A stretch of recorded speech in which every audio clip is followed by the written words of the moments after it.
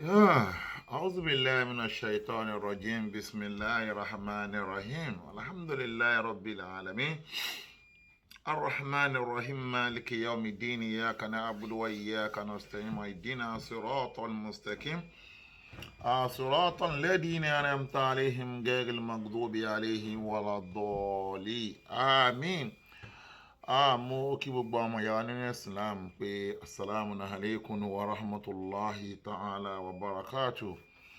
A kú òǹgbẹ náà ẹ̀mí wa tó bẹ̀rẹ̀ òun náà lóyún ó máa ṣíkà. Today is on the 18th of April 2023 ó jẹ́ 27th of Ramadan. Àwẹ̀ náà tán lọ nìyẹn tọ́ ọmọọba tó kù tá a fi parí ẹ̀ yìí ọlọ́run ò káwa mẹ́rin tó máa túnú àwẹ̀. Gẹ́gẹ́ bí àwọn fídíò tí ó ń lọ nígboro nípa àwọn ọ̀rọ̀ tí mo sọ, mo wá rí ọ̀pọ̀lọpọ̀ àwọn èèyàn tí wọ́n jáde. Mo wá padà wá rí pé kọ́lọ́n kó ṣàánú wa o. Ó kéré nínú ẹni tí ọlọ́run bò ní làákàyè lórí mídíà. Ẹlòmíì kan lérò pé kéèyàn kan bọ́ sórí mídíà kó máa sọ̀rọ̀. Wọ́n mọ̀ wípé ọ̀rọ̀ ó dẹ̀ tẹ̀rìtìb, ọ̀rọ̀ nílé, ọ̀rọ̀ dẹ̀ nítumọ̀. Ṣùgbọ́n mo wá rí pé ọ̀pọ̀lọpọ̀ àwọn tó ń sọ̀rọ̀ nípa ọ̀rọ̀ tí mo sọ, bóyá ọ̀rọ̀ mi ò yé wọn ni o, bóyá ó dẹ̀ ń ṣe èyí tó wù wọn ni o. Mo kàn ní kí n kàn tún enlight àwọn èèyàn díẹ̀ a little bit, because nípa bọ́ọ̀ì Abdulaziz Adégbọlá, fọ̀tò tí àwọn tó ń pèrè ẹ̀ níta lọ́lọ́run, àwọn èèyàn ń wò pé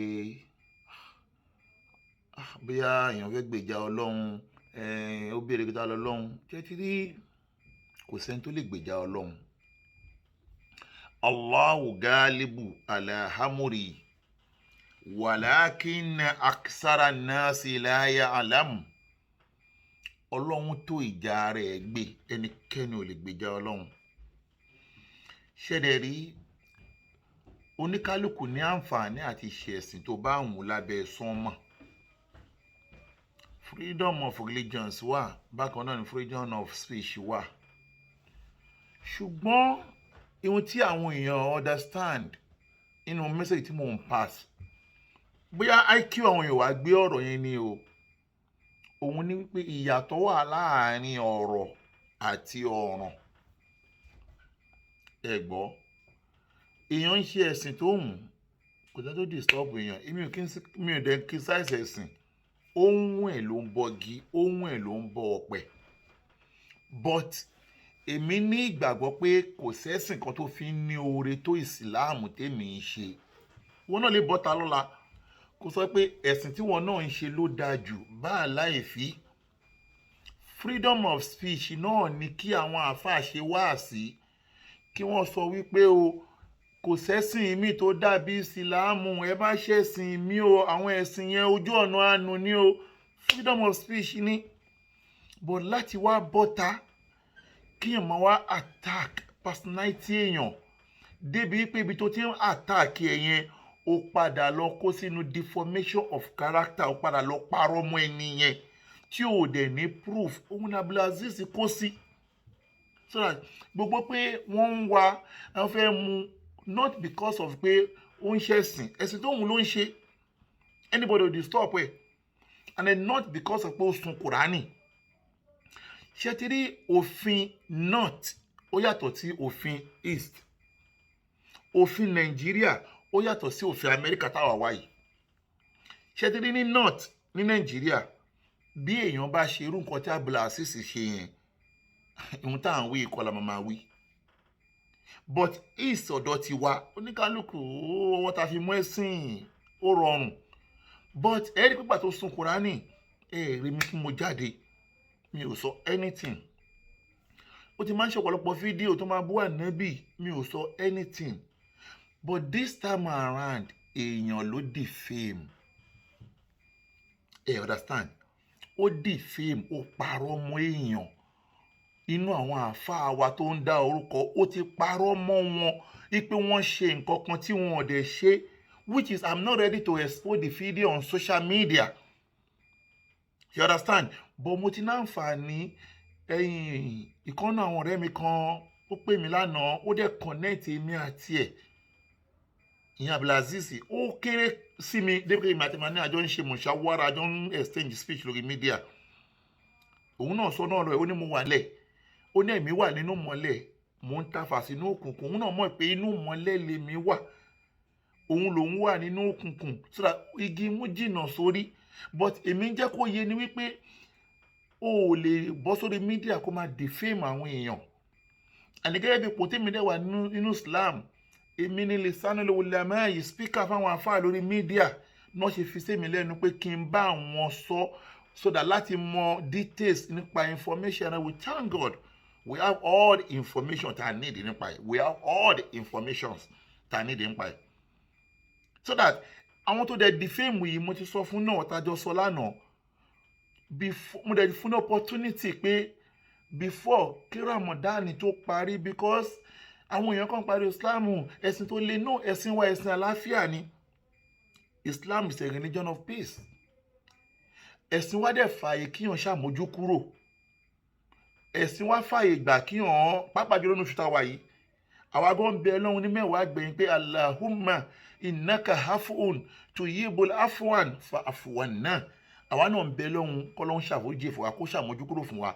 Ni mo ṣe fún ní opportunity inú last video mi pẹ̀lú ọ̀rọ̀ tí mo tún bá sọ lánàá pé it's better kó bọ́ta.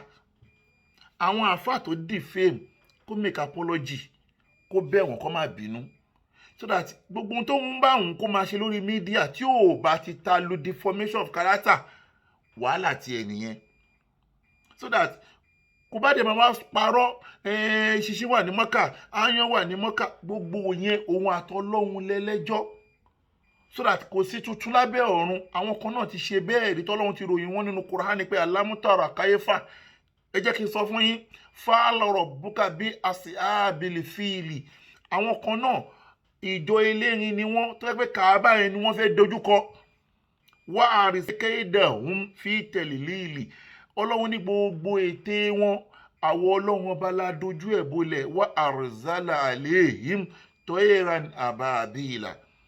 Ọlọ́run ní àwa rán àwọn ẹyẹ àbábílà sí wọn, tẹ̀rẹ̀mẹ́ ìjarrati misijil faja'alahu kasufin mankul.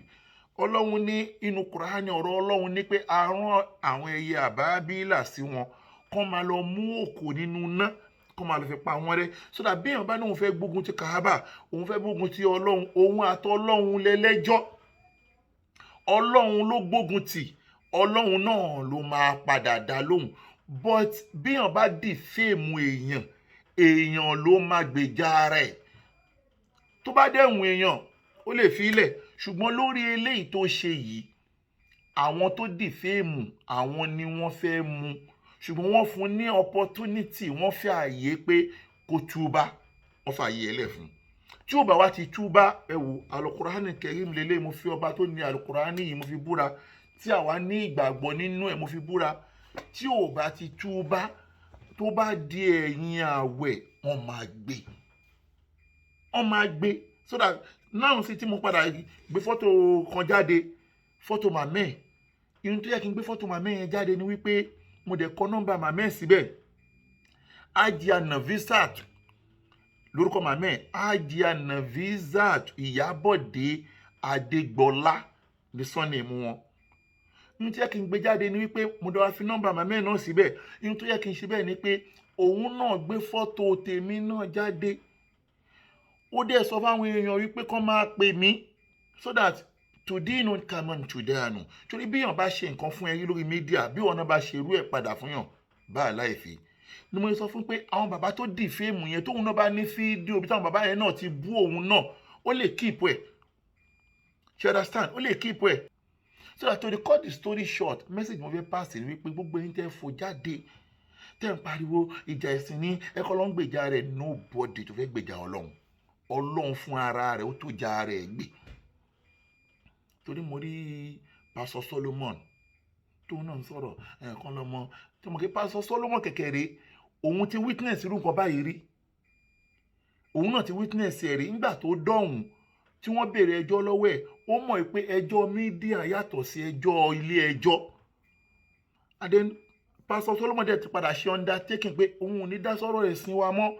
So àwọn fílẹ̀ náà sọ fún Pastor Solomon pé má gbàgbé undertaking tó kọ, má gbàgbé, so that ìwọ tí o bá mọ̀ pé ọ̀ràn tó bá mọ̀ pé o lè dá, o ní kápá láti gbé ni kò dá, má jẹ́ kí àwọn èèyàn orí mídíà tún ẹ̀. Ṣé tó bá ń tún ẹ̀ pé má wọrí, àbẹ̀ dá sí, àbẹ̀ jẹ́ kíní kan, wo ọlọ́mọdé arẹjọ́ o, ọlọ́mọdé arẹjọ́ o, ẹni tó ti ṣẹlẹ̀ sí ní kẹ́ lọ béèrè o. So that to cut the story short, Abdulaziz Adégbọlá, ọmọ Ìyábọ̀dé Novisat Adégbọlá, tó ń pèrè níta lọ́lọ́run, mo advice ẹ̀ àwọn tó ṣe tí mo sọ fún ẹ lọ make apology. But tí o bá reviews tán bá tún ẹ̀, wàá rí pé tí ọwọ́ bá padà tẹ̀ ẹ́, má padà blame anybody o, má blame anybody o. So that kò sẹ́ni tó rẹ́dí àti dájẹ́ ẹ̀sìn sílẹ̀. Tẹ́yìn pariwo tó bá ní fẹ́ dájẹ́ ẹ̀sìn sílẹ̀, wàhálà tí yín nìyẹn. Ẹ̀yin lẹ́ ń gbé Nàìjíríà, àwa wà nílùú òyìnbó, kò sọ wọ́n mi ìrìnà mọ́ Nàìjíríà.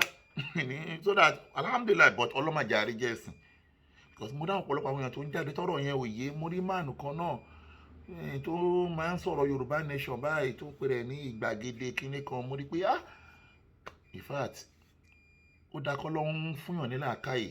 Báàbù kò sí fún, because ó pé ní mùsùlùmí, onú wà ní múra ní láṣìá, ó ní pé ó wà ní láì kẹta sí bọ̀bọ̀ tó ń da ẹ̀sìn irú yẹn, ó wá ń fi wé èmi tí mo ń defend ẹ̀sìn. But ẹ wo, mi ò ready, torí pé inú àwẹ̀ la wà, mi ò ready pé kí n máa bẹ́ anybody ṣe fracas for now. Tó yẹ kí fracas ni tẹ́lẹ̀ gbogbo ẹ̀ tẹ́ jáde yẹn, gbogbo yín kẹ́ tó lọ pọ̀ jù bẹ́ẹ̀ yẹn lọ, tó mímú lórí fracas. No, tó mímú lórí fracas. Ṣùgbọ́n torí pé inú oṣù tá a wà yìí, oṣù àlàáfíà ni, ó dẹ̀ ti bọ́ sí mẹ́wàá gbẹ̀yìn, oṣù àforíjì ni. Àwa rẹ́dí àti ṣàforíjì lópin ìgbà tó bá ti tọrọ àforíjì.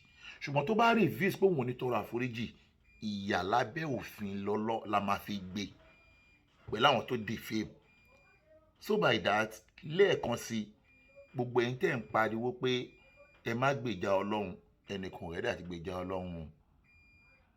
Allahu galibu ala amuri walakin aksara nasi la ya'lamu. Ọlọ́run tó já rẹ̀ gbé o, Ọlọ́run tó já rẹ̀ gbé o. But tó bá defame èèyàn lè má fi, wọ́n ní má bí èèrà bá fi ní pégi,